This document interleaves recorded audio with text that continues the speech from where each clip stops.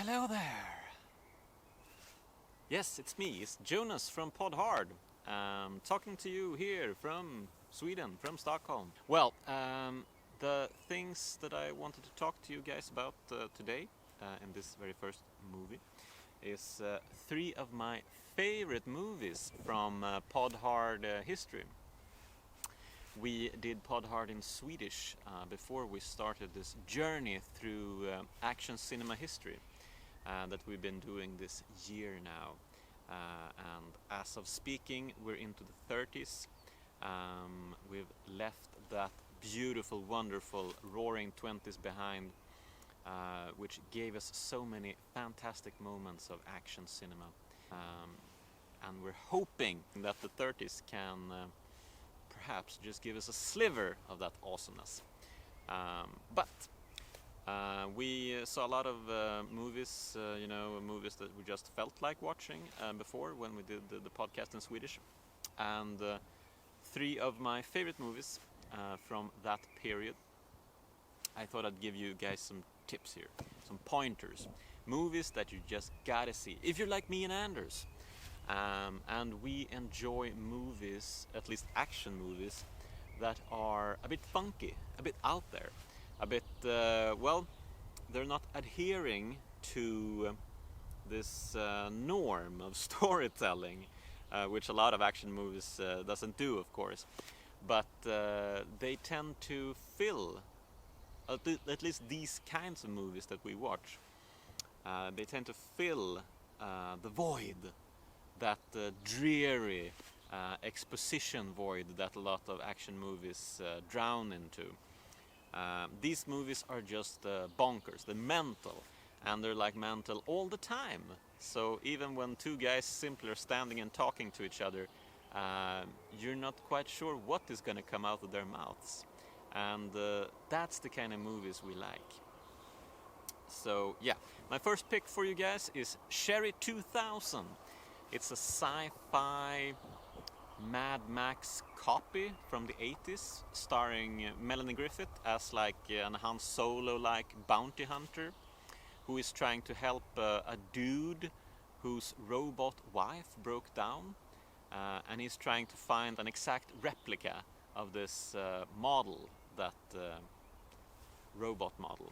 And the movie is filled with great explosions, craziness, bazookas, fistfights, and a lot of these quirky, weird moments. Tim Thomerson plays the villain of the movie. He talks a lot about sandwiches. The hero gets punted down a ravine by a deck that comes rolling out of nowhere. So yeah, a lot of weird shit is going down, and I mean, it's not a perfect movie in any way. There's a lot of flaws, and there are a bit of a lulls in this movie. But there are so many wacky things at the same time that I definitely think you ought to check out Sheri 2000. Another favorite of mine is, of course, Knockoff, that fantastic Jean-Claude Van Damme vehicle, where he and Rob Schneider play like fashion designers in Hong Kong, I think. Anything goes. They're like having one of these rickshaw races in the beginning of the movie, where Van Damme drives the rickshaw with with Schneider on top of it, and Schneider spanks Van Damme with an eel that he finds as they're crashing through like a booth or something. That's just the tip of the iceberg. And one of my favorite moments in that movie is when Van Damme and Schneider and guys are standing on top of a roof. And there's a police chief, or like an FBI chief, that gets pissed off in some way. And he shouts shit. And as he's shouting shit, the camera does this epic zoom out from the building. That's the kind of moments that I want in movies. Tsui Hark famously crafted his own 90s in a way, with his energetic, almost cocaine-laden framework of movies. I mean, the camera was moving all the time into sneakers, onto the characters, through windows and out of windows, great transitions, and tilting, he was doing everything with the camera.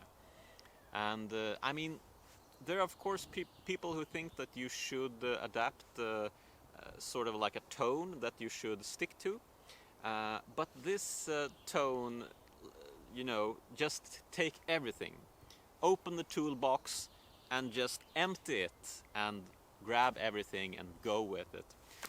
I love it. And so my third pick is, perhaps my favorite of the three. It's called Freebie and the Bean. It's a proto-buddy cop movie from the 70s with James Caan and Alan Arkin as two cops that just give absolutely no shit. They don't care about nothing. And I mean, in a way, they're of course douchebags. They're two douchebags of the highest degree, which you would think it would be hard to like root for these guys, but they're so affable in their chemistry towards each other, and they're constantly playing with each other. It's like this entire movie, this entire murder investigation or whatever they're doing. I mean, the plot is basically, who cares about the plot? We only want to see Alan Arkin, James Caan going at it. I mean, there's a scene in the movie where they've just apprehended a dude, a big, important business type person, for indecent exposure. They happened to see that his flyer was open in the park, and so they thought, oh great, now we got him. So as they apprehend him,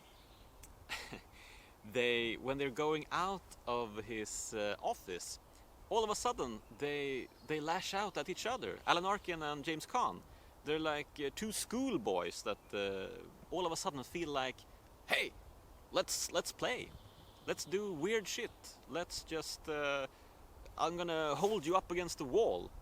All of a sudden, and apparently both Arkin and Caan ad-libbed a lot of the dialogue and a lot of the weirdness that happened, which doesn't always need to be great.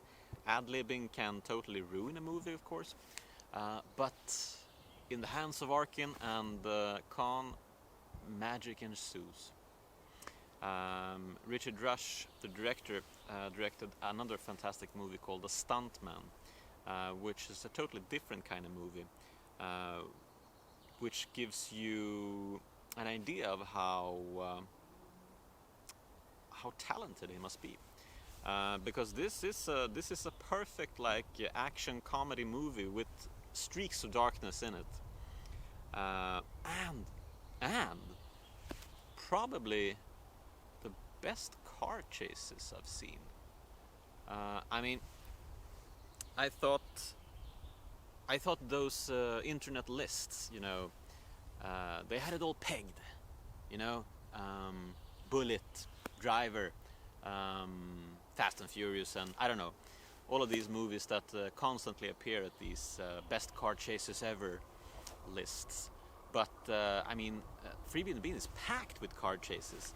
There's like car chases every like 10 minutes or something, and they're awesome. I mean, cars are going into buildings, crashing. They're driving over ramps, into trains, into small spaces from a train, passing over them. They're screeching around corners in this fantastic 70s way, when the hood of the car almost feels like it's loosening from the grip of the tires. And everything is awesome with that movie. So do yourself a favor and check it out. And while you guys are doing that, perhaps I'll check myself out from this video. Listen to Pod Hard, guys.